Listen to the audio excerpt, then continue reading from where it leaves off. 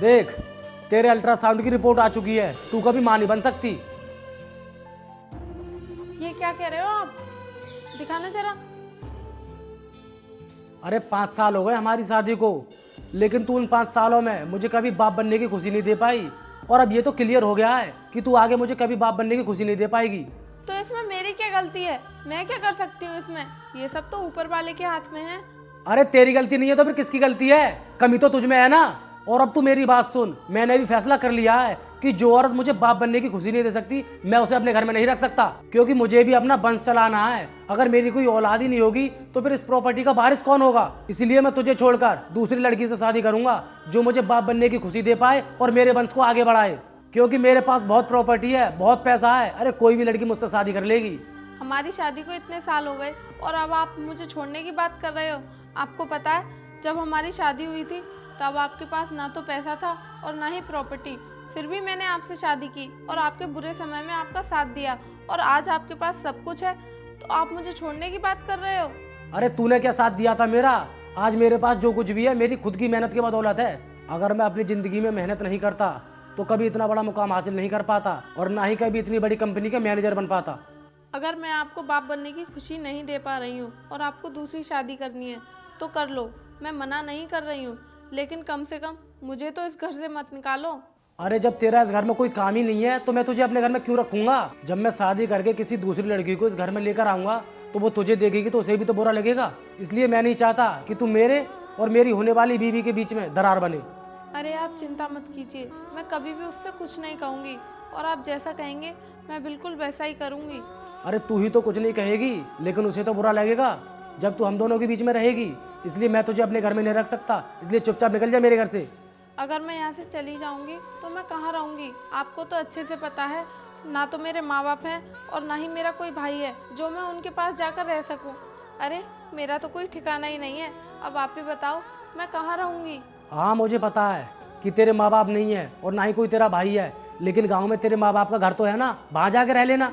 आपको तो अच्छे से पता है कि शादी के बाद एक भी बार गांव नहीं गई हूँ मैं, तो फिर मैं वहाँ जाकर कैसे रह लूँगी? और मेरे माँ बाप का कोई पक्का घर नहीं था, वो भी एक झोंपड़ी में रहते थे। अब तक तो वो झोंपड़ी भी टूट गई होगी। तो तू क्या चाहती है, मैं तुझे रहने के लिए तेरे गाँव में महल बनवा दूँ? मैंने ये कब कहा कि आप मेरे गाँव जाकर मेरे लिए महल बनवाओ? मैं तो ये कह रही हूँ कि आप मुझे यहीं पर एक रूम दे दो, मैं तो यहीं पर रह लूँगी। तू यहाँ पर रहने का ख्याल ना अपने दिमाग से निकाल दे। मैं तुझे यहाँ पर नहीं रख सकता, और तेरे गांव में झोपड़ी टूट गई हो या कुछ भी हुआ हो मुझे उससे कोई मतलब नहीं। तू बस मेरे घर से अभी के भी निकल जा। लेकिन आप मेरी बात तो सुनो। अरे लेकिन बेकिन कुछ नहीं, निकल यहाँ से। अब मैं तेरी शक्ल भी नहीं देखना चाहता, निकल।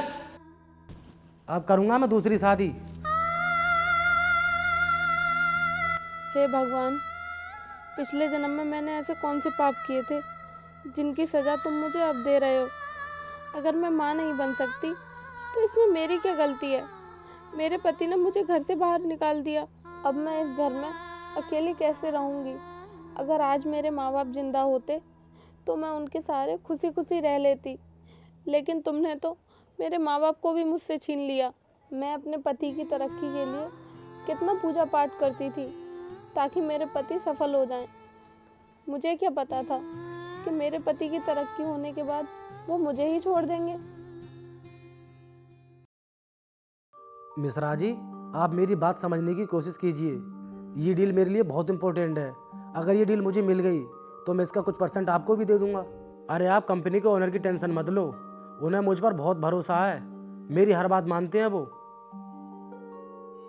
नहीं मिश्रा जी, मैं आपको 50% नहीं दे पाऊंगा, मैं आपको 20% दे सकता हूँ। अगर आपको डील ओके करनी है तो बताओ। तो फिर ठीक है, आप किसी को भेज दीजिए, तब तक मैं फाइल रेडी करा देता हूँ।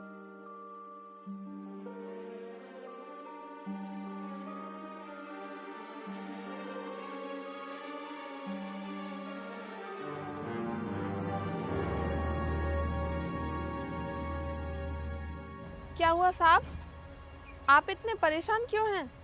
थैंक गॉड जो आप यहाँ पर आ गई। मैं ना इस रास्ते पर बहुत देर से खड़ा था, लेकिन कोई भी यहाँ से निकल कर ही नहीं जा रहा था। वो एक्चुअली क्या है ना, मेरी गाड़ी ख़राब हो गई है, मैं बहुत देर से यहाँ पर परेशान हूँ। क्या तुम मुझे बता सकती हो यहाँ पर कोई मैकेनिक की दुकान है जो मेरी गाड़ी को ठीक कर सके? साहब ये तो लोकल एरिया है, यहाँ पर तो आपको मैकेनिक की दुकान नहीं मिलेगी, मैकेनिक तो आपको शहर में ही मिलेगा। और साहब, यहाँ पर तो किसी के पास 4 पहिए की गाड़ी है ही नहीं। यहाँ पर तो लोग या तो साइकिल से चलते हैं या फिर पैदल चलते हैं। हो गॉड, फिर तो बहुत बड़ी दिक्कत हो जाएगी। वैसे साहब, आप जा कहाँ रहे हो? क्या बताऊं मैं आपको, मैं ना अपने दोस्त की शादी में जा रहा था। यहाँ से 8 किलोमीटर दूर उसका गांव है। अरे मुझे नहीं पता था कि वो इतने लोकल एरिया में रहता है। अगर मुझे पता होता ना तो मैं उसकी शादी में आता ही नहीं। वो मुझसे जिद कर रहा था कि भाई आपको मेरी शादी में आना है। वो मेरे बचपन का दोस्त है ना, इस वजह से मैं उसकी शादी में जा रहा था। और अब तो मेरा फ़ोन भी डाउन हो गया है जो मैं उससे बात कर सकूं। अगर आपके पास फ़ोन हो तो आप मुझे दे दो, मैं अपने दोस्त को यहाँ पर बुला लूँगा। अरे साहब, आप ये कैसी बातें कर रहे हो? हमारे जैसे गरीबों पर फ़ोन कहाँ से आया? तो क्या तुम लोग फ़ोन वगैरह यूज नहीं करते हो? फिर तुम्हें किसी से बात करनी हो तो कैसे करते हो? गांव में किसी को बात करनी होती है तो वो शहर जाकर पीसीओ से बात कर लेता है। उसमें सिक्का डालो और आराम से बात करो। क्या तुम लोग शहर जाते हो बात करने के लिए? वैसे यहाँ से शहर कितनी दूर होगा? शहर तो यहाँ से कम 15-16 किलोमीटर होगा।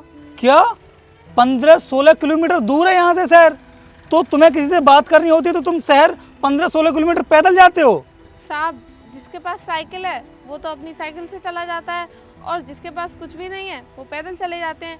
और वैसे भी साहब, जब इंसान रोज़ पैदल चलता है ना तो उसको आदत हो जाती है। फिर तो मुझे लगता है कि आज मैं अपने दोस्त की शादी में नहीं पहुंच पाऊंगा। और अगर मेरा फ़ोन चार्ज होता ना तो मैं मैकेनिक को फ़ोन करके यहीं पर बुला लेता। आप बता रही हो कि शहर यहाँ से 15-16 किलोमीटर दूर है और यहाँ पर कोई सवारी भी नहीं आती जाती है। अब मैं शहर भी कैसे जाऊँगा? साहब, अगर आप कहोगे ना तो हम जा कर के मैकेनिक को बुला लाएंगे। अरे तुम कैसे बुला लाओगी मैकेनिक को, क्योंकि तुम्हारे पास तो कोई सवारी ही नहीं है। कोई बात नहीं साहब, हम तो पैदल ही चले जाएंगे। अगर तुम मैकेनिक को बुलाने के लिए शहर पैदल जाओगी ना तब तक तो रात हो जाएगी। और मुझे नहीं लगता कि इस गाड़ी में कोई छोटी मोटी दिक्कत है। अगर मैकेनिक भी आकर के इसको ठीक करेगा ना तो उसको भी ठीक करने में कम से कम 2-3 घंटे लग जाएंगे। अब आप मुझे इतना बता दो, अगर यहाँ पर कोई आसपास होटल हो जिसमें मैं एक रात बिता सकूँ। साहब, मैंने आपको बताया ना, ये तो गांव का एरिया है। यहाँ पर ना तो आपको मैकेनिक की दुकान मिलेगी और ना ही कोई होटल। क्या यहाँ पर कोई होटल भी नहीं मिलेगा? फिर तो बहुत बड़ी प्रॉब्लम हो जाएगी। अब मैं क्या करूँगा? साहब, आप परेशान मत हो। एक रात की तो बात है, आप हमारे घर चलो। एक रात आप हमारे घर रुक जाना, और सुबह होते ही हम गांव में से किसी को शहर भेज देंगे। वो शहर से मैकेनिक को बुला लाएगा और आपकी गाड़ी ठीक हो जाएगी। अरे नहीं नहीं, मैं आपके घर कैसे जा सकता हूँ? आपको भी तो प्रॉब्लम होगी। नहीं साहब, ये आप कैसी बातें कर रहे हैं? हमको क्या परेशानी होगी? अरे आप हमारे गांव में आए हैं और आप परेशान हैं, हमारा फ़र्ज़ बनता है आपकी मदद करना। आप हमारे साथ हमारे घर चलो। वैसे ये बोल तो सही रही हैं। अब मैं जाऊँगा कहाँ? रात भी होने वाली है और मुझे नहीं लगता कि अब मेरी गाड़ी आज ठीक भी हो पाएगी। एक काम करता हूँ, एक रात की ही तो बात है, एक रात के लिए इनके घर ही चला जाता हूँ। साहब, अब आप ज़्यादा सोचिए मत, चलिए हमारे घर। चलो ठीक है, मैं तुम्हारे साथ तुम्हारे घर ही चलता हूँ। लेकिन ये गाड़ी? साहब, आप गाड़ी की टेंशन मत लो, गाड़ी को तो आप यहीं रहने दीजिए। हमारे गांव के लोग बहुत अच्छे हैं, आपकी गाड़ी को कोई कुछ भी नहीं करेगा। चलो ठीक है, मैं चलता हूँ फिर।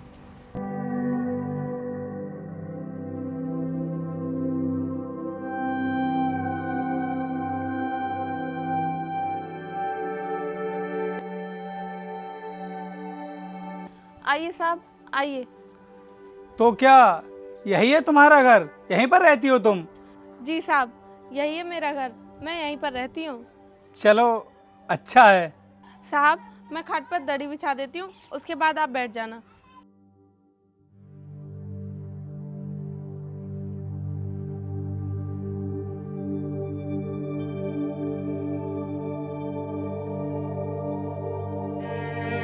आइए साहब, बैठ जाइए।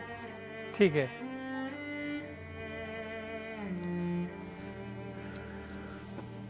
साहब, आप बैठिए, मैं आपके लिए खाना बना देती हूँ। अरे नहीं नहीं, आपको खाना बनाने की कोई ज़रूरत नहीं है। पीछे होटल पड़ा था ना हाईवे पर, तो मैं थोड़ी देर पहले वहीं पर खाना खा करके आया हूँ। आपको परेशान होने की ज़रूरत नहीं है। आपने मेरे लिए रहने के लिए जगह दे दी, यही मेरे लिए बहुत बड़ी बात है। साहब, मुझे तो ऐसा लगता है कि आप हमारे घर की हालत को देख करके हमारे घर खाना नहीं खाना चाहते, इसलिए आप मना कर रहे हो। नहीं नहीं, ऐसी कोई बात नहीं है। और अगर आपको ऐसा लग रहा है ना कि मैं आपके घर की वजह से खाना नहीं खाना चाहता हूँ, अरे तो क्या बुराई है आपके घर में? ठीक तो है, साफ सफाई भी खूब है आपके घर में। तो एक काम कीजिए, आप ना खाना बना लीजिए, मैं ज़रूर खाऊंगा आप खाना। ठीक है साहब, आप थोड़ी देर आराम कीजिए, मैं अभी बनाती हूँ आपके लिए खाना।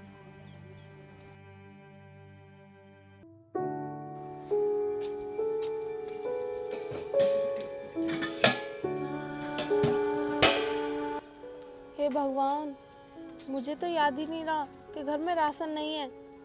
अब मैं साहब के लिए खाना कहाँ से बनाऊंगी? मैंने तो साहब से खाने के लिए बोल दिया है।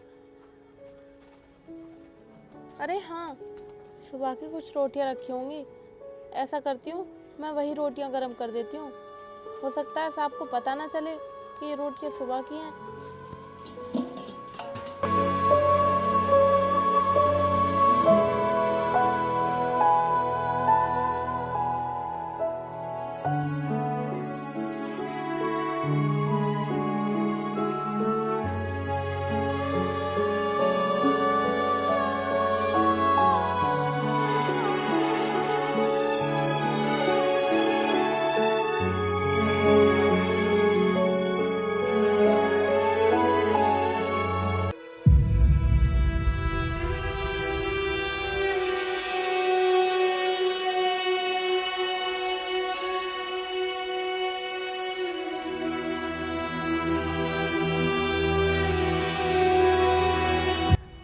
लीजिए साहब, खाना खा लीजिए। हाँ हाँ, लाइए।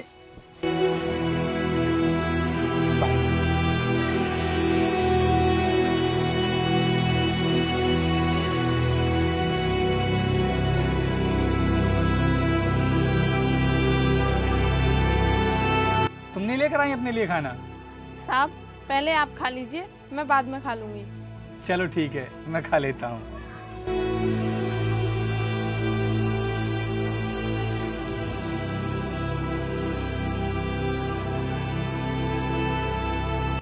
वैसे तुम मुझे ये बताओ, तुम्हारा नाम क्या है? मेरा नाम आरती है। आरती, तुम्हारे घर में कोई दिखाई नहीं दे रहा है, कहाँ गए हैं सब लोग? साहब मेरे घर में कोई नहीं है, मैं अकेली रहती हूँ यहाँ पर। क्या कहा? अकेली रहती हो तुम इस घर में? लेकिन तुम तो शादीशुदा हो, तो फिर तुम्हारे पति कहाँ हैं? साहब क्या बताऊँ मैं आपको, आप जो मेरी ऐसी हालत देख रहे हैं, मेरी ऐसी हालत नहीं थी। ये सब मेरे पति की वजह से हुआ है। मेरे पति भी बहुत बड़ी कंपनी के मैनेजर हैं, मैं भी एक बहुत बड़े घर में रहती थी। हमारी शादी को 5 साल हो गए थे और मैं उन्हें पिता बनने की खुशी नहीं दे पाई। बस इसीलिए उन्होंने मुझे अपने घर से बाहर निकाल दिया और बोल रहे थे कि मैं दूसरी शादी करूँगा। तभी से साहब मैं अपने मायके में रहती हूँ और मेरे माता पिता भी नहीं हैं। ये तो तुम्हारे पति ने तुम्हारे साथ में बहुत गलत किया, उनको ऐसा नहीं करना चाहिए था। अरे तुम्हारी शादी को 5 साल हो गए थे और 5 साल के बाद तुम्हारे पति ने तुमको ऐसे ही छोड़ दिया, तुम्हारे ऊपर बिल्कुल भी तरस नहीं आया। साहब जो किस्मत में होता है वो तो भुगतना ही पड़ता है। खैर ये सब बातें छोड़िए ना साहब, आप खाना खाइए, खाना ठंडा हो जाएगा। ठीक है।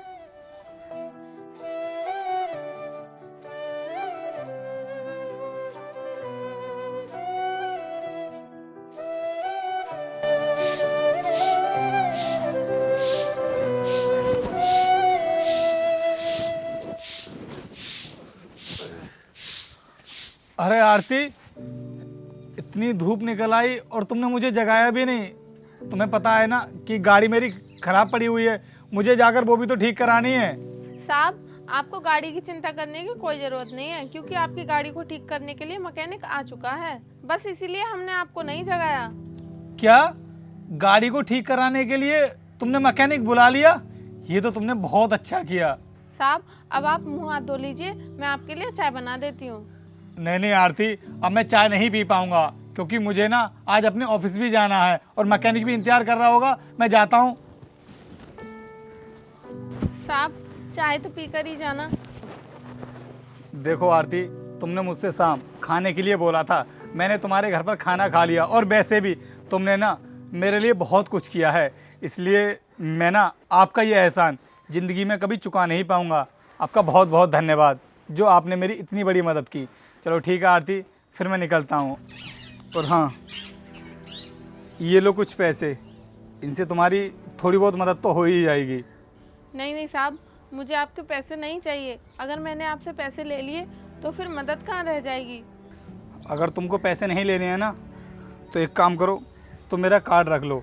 जब भी तुम्हें मेरी हेल्प की ज़रूरत पड़े ना तो बेझिझक मुझसे मदद मांगने के लिए आ जाना। इसमें मेरे ऑफिस का एड्रेस है। चलो ठीक है आरती, फिर मैं निकलता हूँ। ठीक है साहब।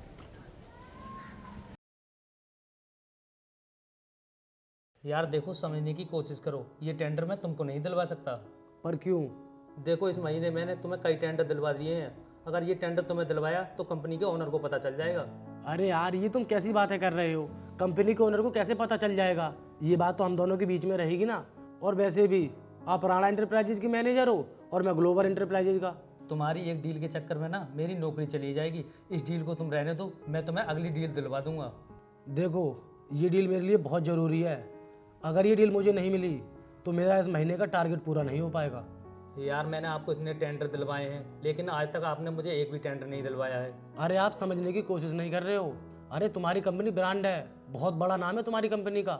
लोग तुम्हारी कंपनी का नाम सुनकर ही चले आते हैं। और मैंने तुम्हें कोई डील नहीं दिलवाई है तो क्या हुआ? मैं तुम्हें उसका परसेंट तो देता हूँ ना। तुम कुछ भी करो, कैसे भी करो, लेकिन ये वाली डील मुझे दिलवा दो। मैं तुम्हें 10% एक्स्ट्रा दे दूंगा। तो फिर ठीक है, मैं कंपनी के ओनर से बोल दूंगा ये डील ग्लोबल कंपनी के पास पहुंच गई। हाँ तो ठीक है, आप उन लोगों को भेज दीजिए, मैं उनसे बात कर लूँगा।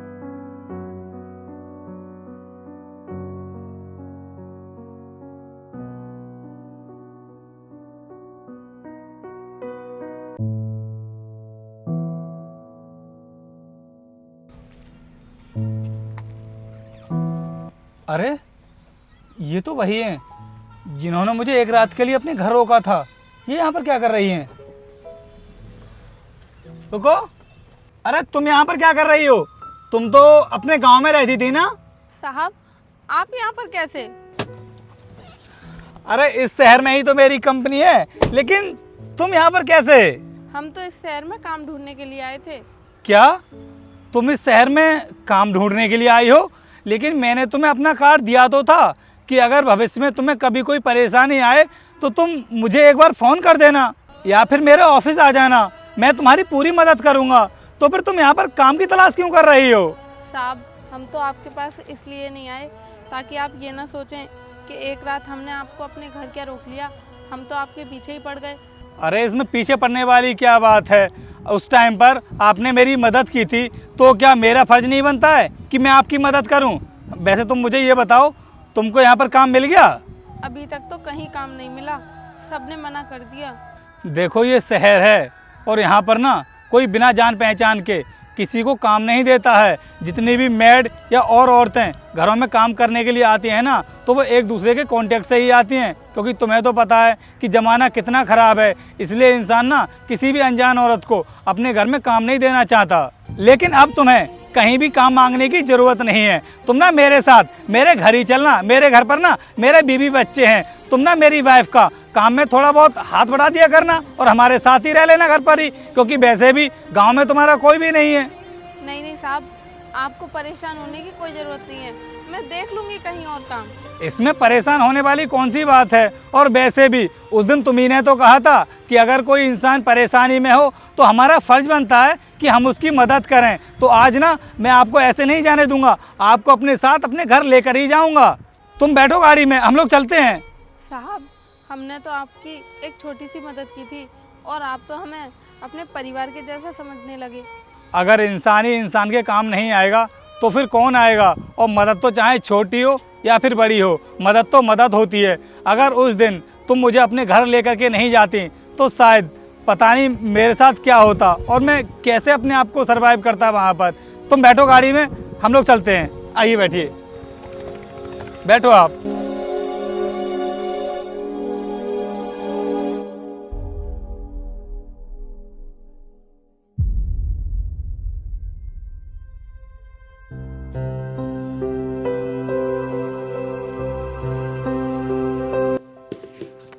साहब, आपको एक रोटी रख दूँ या दो? नहीं नहीं आरती, मुझे नहीं चाहिए अब। मैम साहब, आपको? नहीं, मुझे नहीं चाहिए। सुनो आरती, अब तुम भी हमारी फैमिली का एक हिस्सा हो, तो तुम मुझे साहब और उनको मैम साहब मत बोला करो, तुम मुझे भाई बुला सकती हो।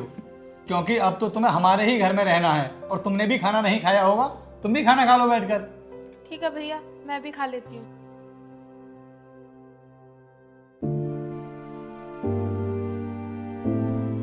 Good morning sir. Good morning. बोलो मैनेजर, कैसे आए? सर जो हमें टेंडर मिलने वाला था वो अब हमें नहीं मिल रहा है, वो ग्लोबल कंपनी को जा रहा है। ये क्या बोल रहे हो तुम?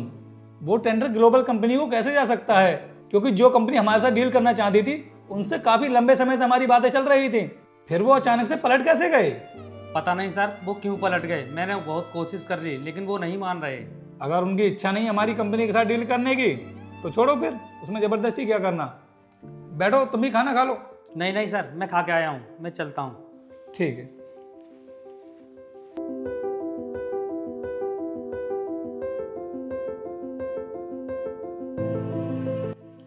भैया ये कौन थे? आरती हमारी कंपनी के मैनेजर हैं।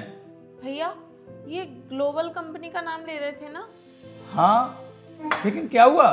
भैया मैंने आपको बताया था ना कि मेरे पति एक बहुत बड़ी कंपनी के मैनेजर हैं, तो वो ग्लोबल कंपनी के ही मैनेजर हैं और वो सभी कंपनी के मैनेजर्स को कुछ कमीशन देकर सारी डील अपने अंडर ले लेते हैं। आपके मैनेजर बोल रहे थे ना कि आपकी कोई डील कैंसिल हो गई है। मुझे तो ऐसा लगता है कि आपके मैनेजर भी मेरे पति से मिले हुए हैं। क्या तुम्हारे पति ऐसा काम करते हैं? फिर तो आरती मुझे तुम्हारी बात पर विश्वास हो रहा है, क्योंकि पिछले कुछ महीनों से ना मेरी कंपनी को जितनी भी डील मिल रही थी वो सारी की सारी डीलें कैंसिल होती जा रही थी, क्योंकि हमारी कंपनी का भी नाम बहुत बड़ा है। दूसरी कंपनियां ना हमारी कंपनी के नाम से ही हमसे डील करने के लिए तैयार हो जाती हैं, लेकिन पिछले कुछ महीनों से कोई हमसे डील करने को तैयार ही नहीं है। मैं ना एक काम करता हूँ, अभी अपने मैनेजर को फोन करता हूँ, फिर तुम्हारे पति को और अपने मैनेजर को अपने ऑफिस में ही बुला लेता हूँ, तभी दूध का दूध और पानी का पानी हो पाएगा।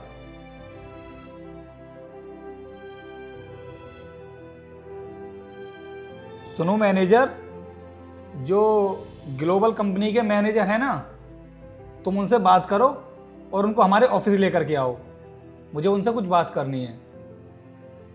नहीं नहीं, डील के रिगार्डिंग बात नहीं करनी है, मुझे उनसे कुछ पर्सनल बात करनी है। हाँ, तुम लेकर आओ उनको मेरे ऑफिस, मैं ऑफिस में मिलता हूँ आपसे। ठीक है, खाओ तुम खाना।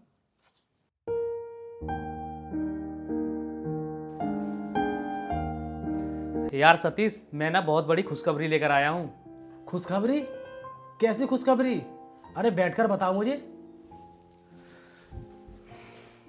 जिस डील को लेकर हमारी बात हुई थी ना, मैं तो ये सोच रहा था कि हमारी कंपनी के ओनर को पता चल जाएगा, लेकिन उनको कुछ नहीं पता चला है। अरे यार तुम तो खामखा डरते रहते हो। मैंने तो तुमसे पहले ही कहा था ना कि कंपनी के ओनर को कुछ पता नहीं चलेगा, क्योंकि आजकल जो डील्स होती है ना उन्हें कंपनी के मैनेजर हैंडल करते हैं, ना कि कंपनी के ओनर। और मैं तो ये काम कई सालों से करते आ रहा हूँ, लेकिन मेरे बारे में ना किसी को कुछ भी भनक नहीं पड़ी है। और अगर तुम मुझसे मिलकर चलोगे ना तो मैं तुम्हें अपनी तरह बहुत अमीर बना दूंगा, क्योंकि आज के टाइम में ना अगर हमें करोड़पति बनना है तो 2 नंबर का काम तो करना ही पड़ेगा। तो फिर ठीक है, मुझे मेरी कमीशन दे दो, मैं निकलता हूँ। आगे से जितनी भी डील आया करेंगे मैं आपके पास भेज दिया करूँगा। ठीक है।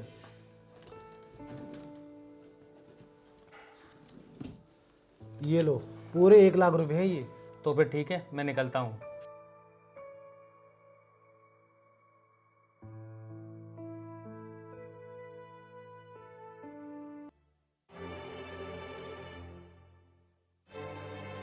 मे आई कम इन सर? यस, कम इन। सर ये है ग्लोबल कंपनी के मैनेजर। गुड मॉर्निंग, बैठिए प्लीज। Thank you sir. मैंने सुना है आईटीसी कंपनी ने हाल फिलहाल में आपकी कंपनी के साथ कोई डील की है? जी सर, अभी एक डील हुई उनके साथ। वैसे आपको पता है उस कंपनी की डील सबसे पहले हमारे ही पास आई थी, वो कंपनी हमारे ही साथ डील करने वाली थी, लेकिन पता नहीं अचानक से उनको क्या हो गया और आपने उनके ऊपर कौन सा जादू फेर दिया जो वो डील आपकी कंपनी को मिल गई। क्या आप बता सकते हैं आपने ऐसा क्या किया था जो वो लोग आपसे इतने खुश हो गए? सर ये तो मुझे भी नहीं पता कि वो डील हमें कैसे मिल गई, लेकिन हमको पता है कि वो डील आपको क्यों मिली है, और मिली क्या, हमसे तो छीनी गई है। ये क्या कह रहे हो सर आप?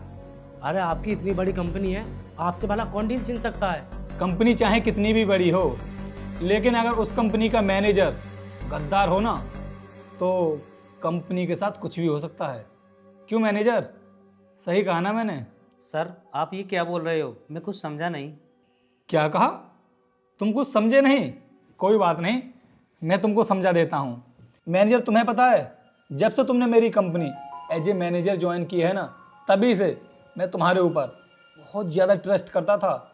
मुझे लगता था कि तुम मेरी कंपनी को बहुत आगे तक लेकर के जाओगे, लेकिन कहते हैं ना कि इंसान एक ना एक दिन पैसों के लालच में फंस ही जाता है। और देखो, तुम भी आखिरकार पैसों के जाल में फंस ही गए।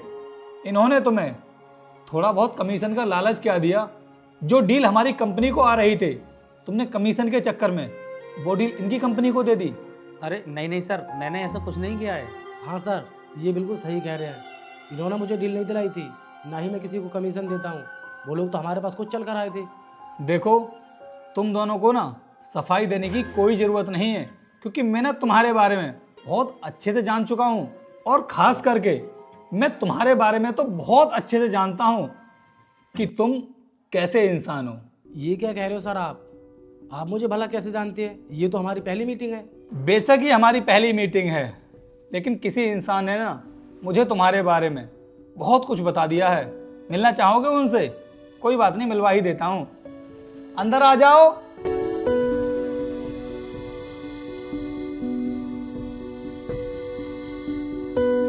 इनको तो अच्छे से जानते होगे ना तुम। अरे तू यहाँ पर क्या कर रही है? मैंने तो सोचा था कि मैं तुझे घर से निकाल दूंगा तो तू मर जाएगी, लेकिन तू तो अभी जिंदा है। क्यों? इन्होंने कोई गलत काम किया है जो ये कहीं जाकर के मर जाएंगी? गलत काम तो तुम कर रहे हो। तुम देखिए सर, आप मुझ पर बेवजह इल्जाम लगा रहे हैं। मैंने कोई भी गलत काम नहीं किया है। सर ये झूठ बोल रहे हैं। इन्होंने आज तक जितना भी पैसा कमाया है ना, सब 2 नंबर के काम से कमाया है। और जितनी भी डील दूसरी कंपनियों को जाती हैं, वो डील ये छीन लेते हैं। अगर यकीन नहीं होता तो आप अपने मैनेजर से पूछ लीजिए। क्यों मैनेजर साहब, सही बोल रही हैं क्या ये? इन्होंने कितनी कमीशन दी है तुम्हें ये डील इनको हैंड ओवर करने की? सर 30%। मैनेजर, तुमने पैसों के लालच में आकर हमारी कंपनी के साथ इतना बड़ा धोखा किया, मुझे तुमसे ये उम्मीद नहीं थी। और अगर ये मुझे तुम्हारे बारे में नहीं बताती ना, तो शायद मुझे कभी पता ही नहीं चल पाता कि मेरी कंपनी के साथ इतना बड़ा धोखा हो रहा है। क्योंकि मैंने कभी सोचा ही नहीं था कि मेरी कंपनी से सारी कंपनियां डील कैंसिल क्यों कर रही हैं। उसकी वजह तो तुम्हारी ये कमीशन थी, क्योंकि तुम्हारा तो सैलरी से पेट ही नहीं भर रहा था। तुम्हें तो ऊपर से कमीशन जो लेनी थी। तुम्हें पता, तुम्हारी इस गलती के लिए मैं तुमको जेल भी भिजवा सकता हूँ। सॉरी सर, गलती हो गई, आगे से ऐसा नहीं होगा। आगे से ऐसी गलती तो तुम तब करोगे ना जब तुम मेरी कंपनी के मैनेजर रहोगे। मैं तुम्हें अभी के अभी अपनी कंपनी से फायर कर रहा हूँ और तुम्हारी आईडी को भी ब्लैकलिस्ट करूंगा। तुम किसी भी कंपनी में ना जॉब करने के लायक नहीं रहोगे। निकलो अब यहां से। I said get out. और हाँ, कार्यवाही तो मैं तुम्हारे खिलाफ भी करूंगा, क्योंकि तुमने हमारे क्लाइंट को गुमराह करने की कोशिश की है। अब तक तो तुमने जितनी डीलें लेनी थी वो ले ली, लेकिन आगे से ना तुम एक डील भी नहीं छीन पाओगे हमारी कंपनी की। जिस तरह तुमने इनको अपने घर से धक्के मारकर निकाला था ना, उसी तरह तुम्हारी कंपनी का ओनर भी तुमको धक्के मारकर बाहर निकालेगा। याद रखना तुम। और वो दिन बहुत जल्द आने वाला है। चलो निकलो अब यहाँ से। ठीक है आरती, अब तुम भी जाओ घर। हाँ जी, तो गाइस कैसी लगी आपको ये वीडियो? अगर वीडियो पसंद आई हो तो इसको लाइक करना, कमेंट करना और अपने दोस्तों के साथ में शेयर भी कर देना। तो मिलते हैं गाइस किसी नई वीडियो में, किसी नए टॉपिक के साथ। तब तक के लिए जय हिंद, जय भारत।